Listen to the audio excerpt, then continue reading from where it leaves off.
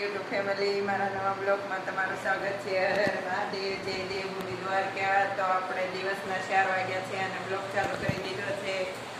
તો મારા બ્લોગમાં બધા રહેજો. હવે આપણે જવાના છે માતાજીના દર્શન કરવા, તો તમને પણ દર્શન કરાવીશ, તો મારા બ્લોગમાં બના રહેજો.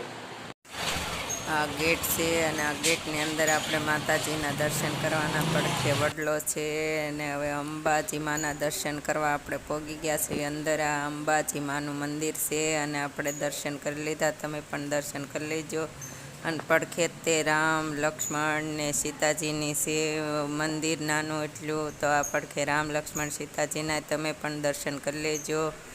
અને આવી રીતે જો નવરાત્રિમાં શણગારવામાં આવ્યું થમથી, આખા કેટલા બધા થમ છે માતાજીના મંદિરમાં. જો થમના ઓલા છે અને પડખે તે જો આ બાપુનો ફોટો છે.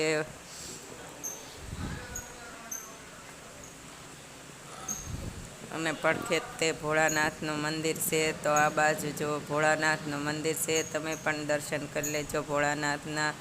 તો આ બાજુ ભોળાનાથનું મંદિર હતું અને જો આ બાજુ માતાજીનું જો નવરાત્રિમાં આવું શણગારવામાં આવ્યું છે. અને આ બાજુ જો મંદિર રાધા કૃષ્ણ છે, તમે પણ દર્શન કરી લેજો રાધા કૃષ્ણના. અને આ બાજુ વડ છે અને આ બાજુ જો યંત્ર છે અને આ બાજુ બાપુનો ફોટો છે. આ બાજુ માતાજીનો અંબેમાનો, પછી આ બાજુ બાપુનો ફોટો છે. અને આમાં આપણે જવારા વાવવામાં આવ્યા છે અને આ બાજુ જો મંદિર છે. અને આ બાજુ આપણે જો હવનકુંડ છે, તો તમે પણ હવનકુંડના દર્શન કરી લેજો. હવન હોય ત્યારે જો આ કુંડના હવન થાય છે. અને હમે તે અંબાજી માને હમે કુંડ આવેલો છે અને આ અંબાજી માનું મંદિર છે. અને આ બાજુ જો બોસરાજી માની પાલકી હોય છે, તે બોસરાજી માની પાલકી અહીંયા છે. તો જો આ બાજુ ખૂણામાં પાલકી મૂકેલી છે બોસરાજી માની. જો બોસરાજી માની પાલકી છે, તમે પણ બધા બોસરાજી માના દર્શન કરી લેજો. અને આપણે જો આંબા ચોકમાં તા મંદિર આવેલું છે અંબેજી માનું, અને આપણે દર્શન કર્યા, તમે પણ બધા દર્શન કરી લેજો. અને તમને આ મંદિર કેવું લાગ્યું તે કોમેન્ટ કરીને કહેજો. અને આપણે જો અંબે માના દર્શન કરી લીધા.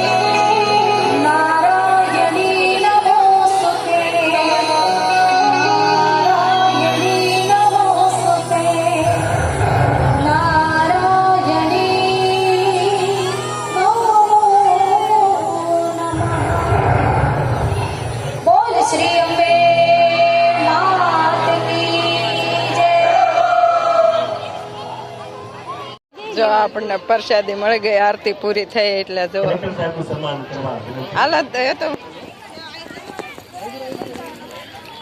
જો આપણને પ્રસાદી મળી ગઈ. ઉપર ફરતી કરો, પ્રસાદી મળી ગઈ. જો